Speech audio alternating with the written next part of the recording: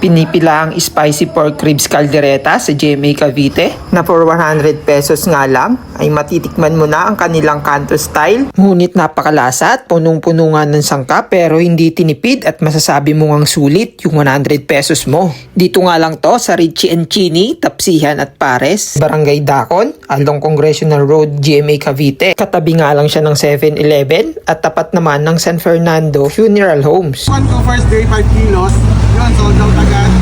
Then 15 kilos, sold out agad. Then 25 kilos, sold out ulit. Ngayon 50 kilos na. Yung mga galing nakapanood ng vlog, di na sila maubusan. Pari yung gamit ko puro dito sir, yung sa pork chop, yung baby back ribs na kaya medyo malaman siya ng konti. Tapos may twist lang ng itlog nilagyan para may dagdag. May kasama na siyang yang chow rice, halagang 100 pesos lang. Meron nga rin pala sila ditong pares at mga tapsi. Pero ngayon nga, ang titikman nga natin ay ang kanilang nagtitrending na kaldereta. Kaya wag na nga nating patagalin. Tara, kainan na. Ang dami pala niyan. Yes sir.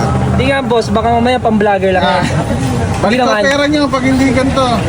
Tingin ko, mapaparami kain ko dito, mapapa-extra rice ako. So yun, tikman natin kung ano ba talaga yung lasa niya. Pero sa serving pa lang, okay na eh. 100 pesos lang. So yun, tara. So yun guys, andito pa nga rin tayo sa GMA. So yun, ito na nga yung ating in-order kanina na worth 100 pesos na caldereta with chow pan rice. So yun, titikman natin siya ngayon kung ano ba talaga yung lasa niya. So yun. Grabe oh. Okay, cheers. Wow. Grabe, panalo. Malalasahan mo yung pagiging spicy niya at the same time yung salsa niya napakamalasa guys. Sarap, malambot yung karne. Isa ito sa pinaka the best na caldereta na natikman ko. So, tikman na rin natin yung sabaw ng pares nila.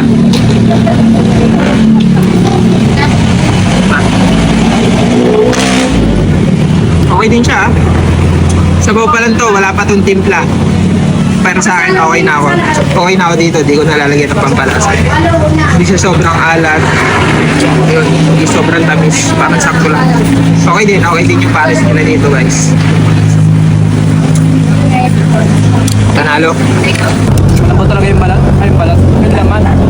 Alam mo ulit talaga yung sarsa, yung spicy and sweet and spicy.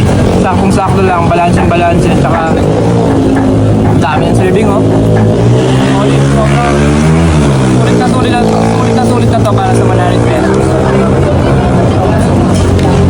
So kung kayo nga ay naghahanap ng mapu-food tripan, ay isa ito sa mga maire-recommenda ko sa inyo. Nga pala, open sila mula Tuesday hanggang Sunday, mula 4 PM until last serving, na minsan ay umaabot nga ng 1 AM hanggang 2 AM. So eto na nga, hanggang sa muli. Samahan nyo akong muli sa aking mga susunod na food trip, adventures at mga discoveries. So ano, tara Batsi!